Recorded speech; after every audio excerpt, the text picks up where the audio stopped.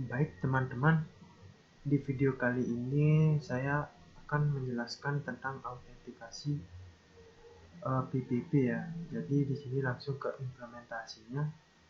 Nah, di sini kan sudah ada nih topologi jaringan, di mana tiap-tiap node atau titik-titik ini sudah mempunyai alamatnya tersendiri. Jadi biasanya jika ingin membuat membuat sebuah autentikasi PPP ya, hal yang pertama kali kita lakukan itu adalah membuat topologinya terdahulu, terus menambahkan IP-nya. Misalnya IP perangkat ini kita definisikan dahulu. Nah, karena di sini di project yang saya dapat sudah terdapat alamat ya, di mana fast Ethernet 01 sudah punya alamat, dan serial 000 juga sudah punya alamat. Jadi setelah semua terhubung ya, kita bisa menggunakan cara ping ya. Kita batalkan dulu. Nah, di sini kalau di sini kan sudah terhubung nih, sudah successful dari node ini ke ini, tapi dari sini ke sini itu tidak mau ya, dikarenakan kita belum men-setting routingnya ya, metode routing metodenya. Jadi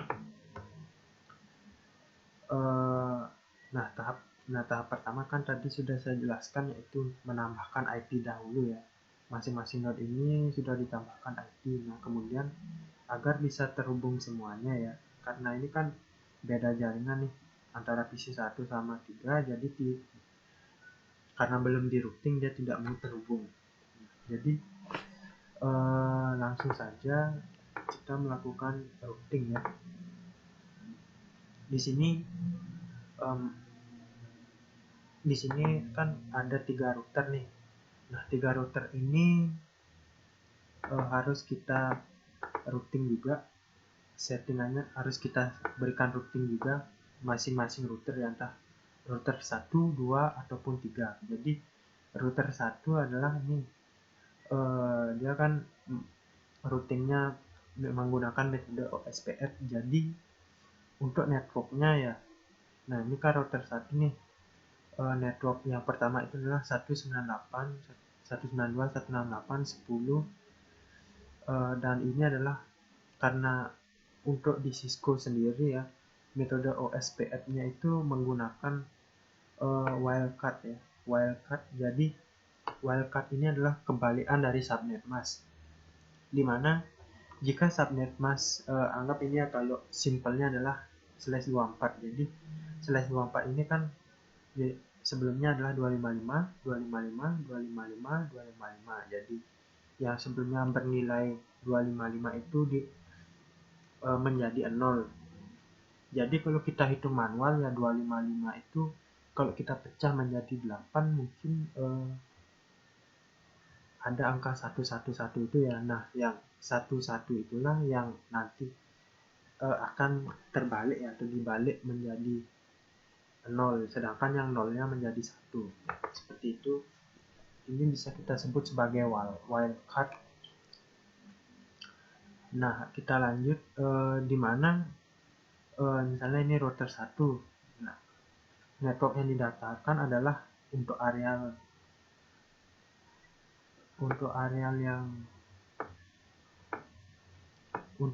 yang ini ya, untuk areal jadi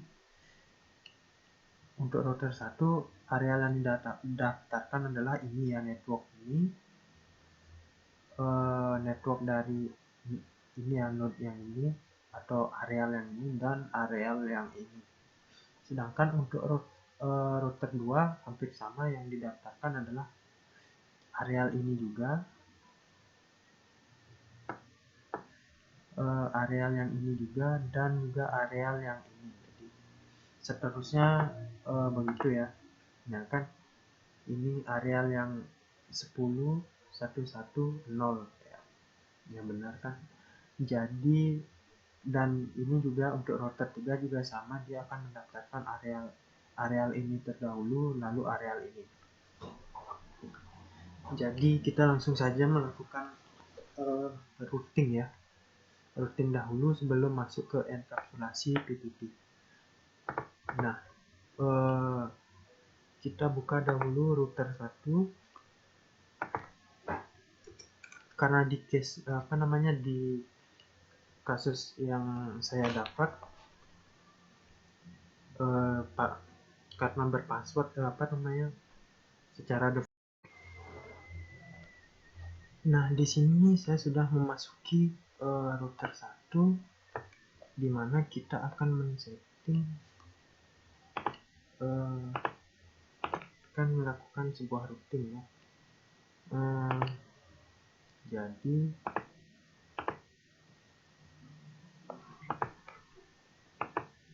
kita konfigur terminal dahulu.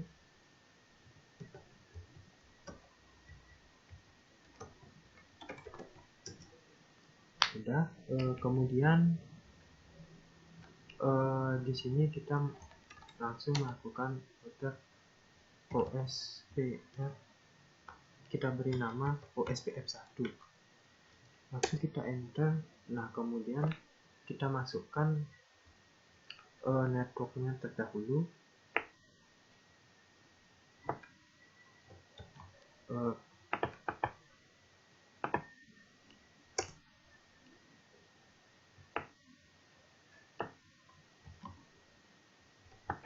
Ini biar cepat saja ya.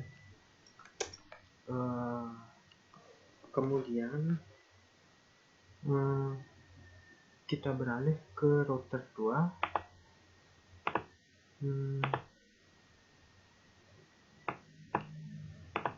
Di mana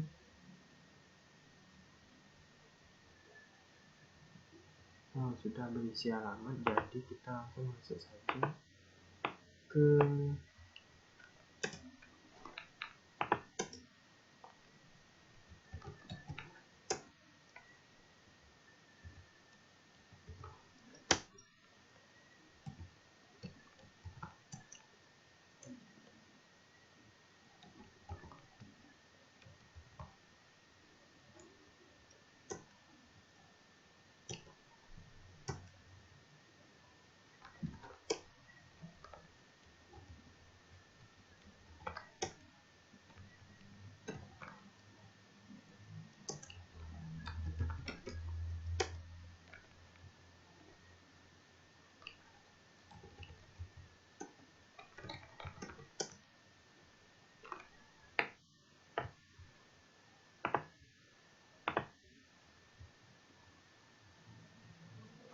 kita langsung ke konfigurasinya. Router OSPF1, kita beri nama yang sama ya. Kemudian alamat yang akan kita daftarkan di sini adalah yang ini, areal ini, dan areal ini ya. Jadi kita langsung saja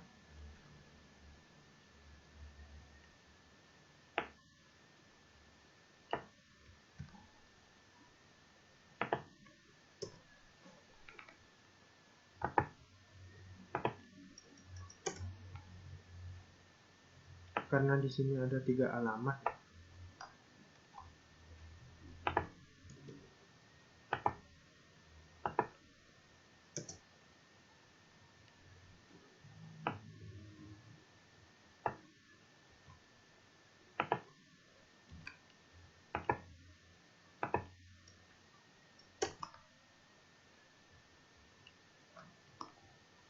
Kemudian kita beralih ke router selanjutnya, masih sama, ke router 3 ya.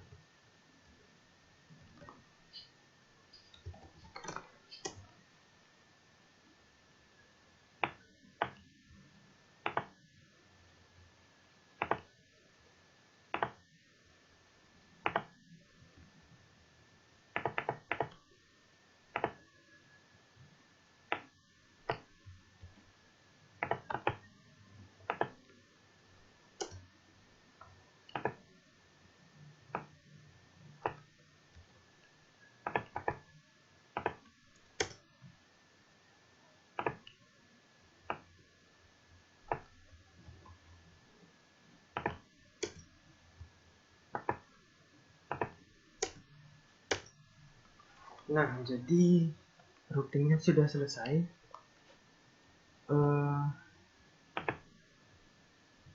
Sekarang kita melakukan pengujian di mana sebelumnya kan PC 1 dan 2 tidak mau terhubung ya. Jadi sekarang kita akan mencoba ya, biar cepat. Sebenarnya bisa sih menggunakan pin langsung, tapi harus kita masuk ke PC-nya dulu ya. Tapi biar cepat, saya langsungkan di sini. Jadi antara PC 1 kalau ke sini kan sudah pasti ya. Nah, sekarang bagaimana kalau sebelumnya PC 1 ke PC 2 kan, nah, sebelumnya gagal menjadi successful. Jadi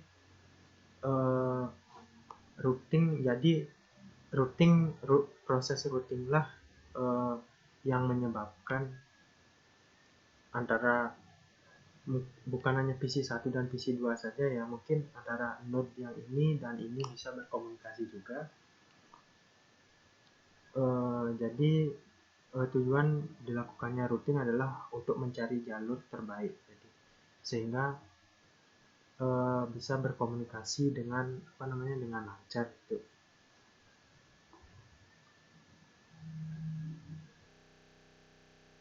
Pada tahap terakhir, setelah semuanya mau berkomunikasi ya, sudah sukses, hal yang bisa kita lakukan setelahnya adalah melakukan salah satunya adalah melakukan enkapsulasi.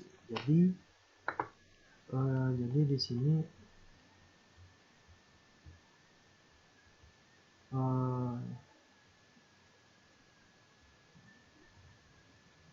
nah dari sini ya,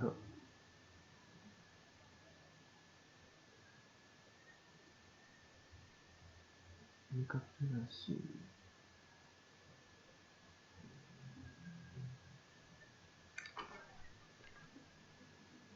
Jadi kita langsung ke tahap enkapsulasinya. Nah, jika ingin menampilkan IP root-nya untuk yang sebelumnya, kita bisa mengetikkan ini ya, untuk menampilkan hasil root-nya. Jadi untuk routing tabel sudah, jadi kita akan selanjutnya akan mengkonfigurasi PPP ya. Jadi untuk pertama yang bisa kita lakukan adalah,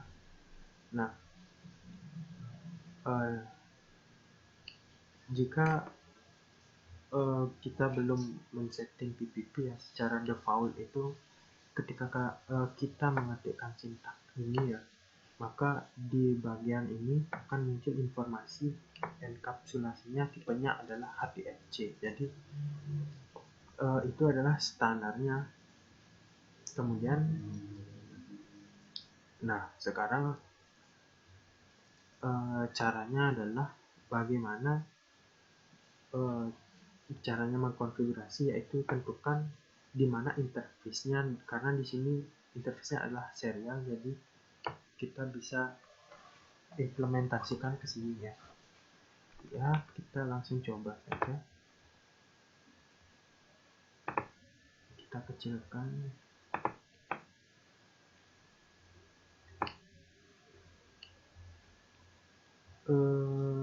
Kita ke router satunya dulu ya.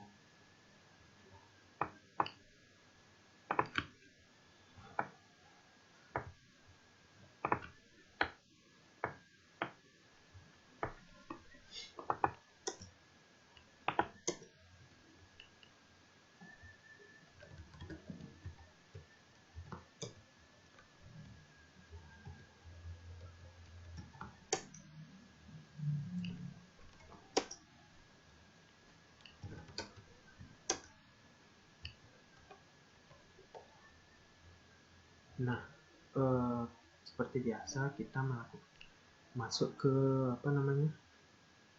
ke mode rootnya atau ke configure terminalnya, configure terminal, terus nah kan di sini serial 000. Kenapa? Karena di kabel ini ya, di titik ini itu adalah menggunakan, kita bisa lihat dari alamat ini 1010 130 di mana dia dapat serial 00. Nah di sini kan sudah terlihat nih, kita lihat bagian serial 000-nya. Nah benar kan? Jadi kita terapkan enkapsulasi di sana ya, setiap serial mungkin di serial di titik ini juga, di titik ini dan ini, dan titik ini dan ini juga, jadi seperti itu. Selanjutnya kita akan melakukan enkapsulasi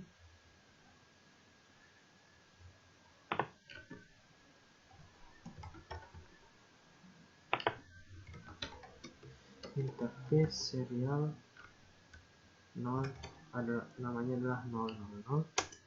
Jadi encapsulation kita langsung sebutkan saja, misalnya menggunakan PPP ya, karena secara default adalah HDLC. Sekarang kita ganti dengan PPP ya. Nah di sini sudah. Terus untuk di router 2 kan, ini kan router 2 nya serial 00 dari router 1, kemudian kita beralih ke router 2, lakukan hal yang sama.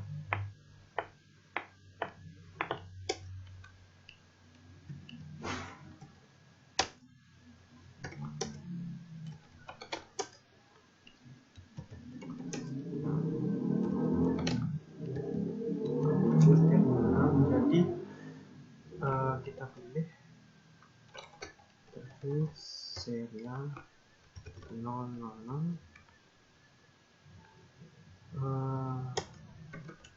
encapsulation PPP. Jadi seperti itu saja caranya.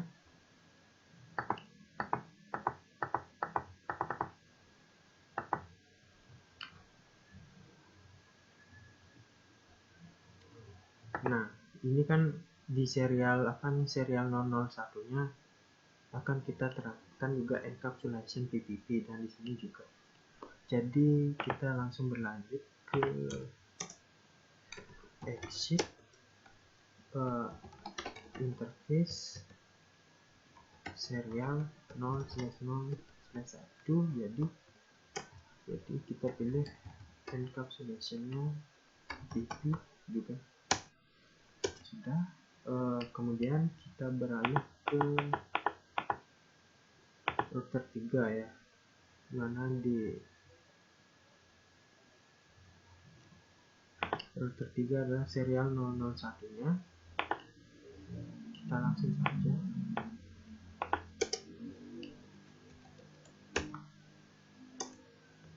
enable configure terminal, terus interface serial. Kita lihat ya, ini kan serialnya 001, jadi jangan terkecoh serial berapa, kita harus melihatnya dulu. Jadi 001, terus encapsulationnya adalah PPP juga. Nah jadi itu ya.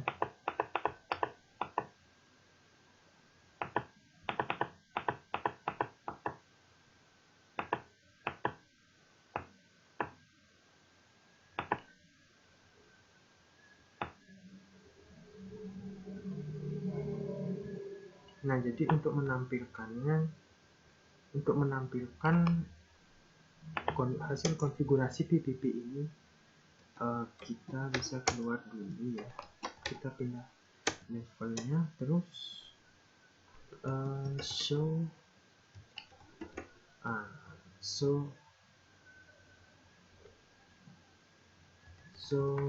interface mau serial berapa yang kita tampilkan tadi atau kita setting sama saja. Jadi di sini saya akan menampilkan serial 001. Jadi hasilnya juga akan sama saja di router lain juga. 1. Nah, ini ya. Kita lihat encapsulation-nya sudah berubah.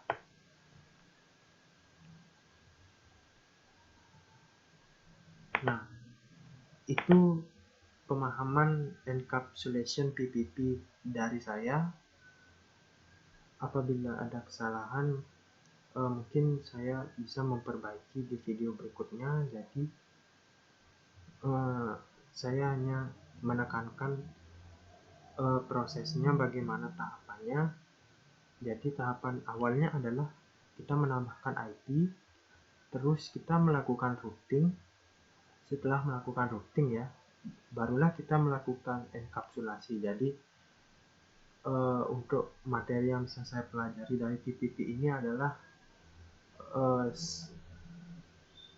masih seperti itu ya. Jadi saya juga butuh banyak belajar juga. Jadi mungkin di selanjutnya di kasus-kasus yang lain, kebetulan ini kasusnya baru 1, jadi saya akan mencoba latihan di sana, jadi untuk mendalami juga, dan saya akan membaginya ke rekan-rekan saya. Terima kasih.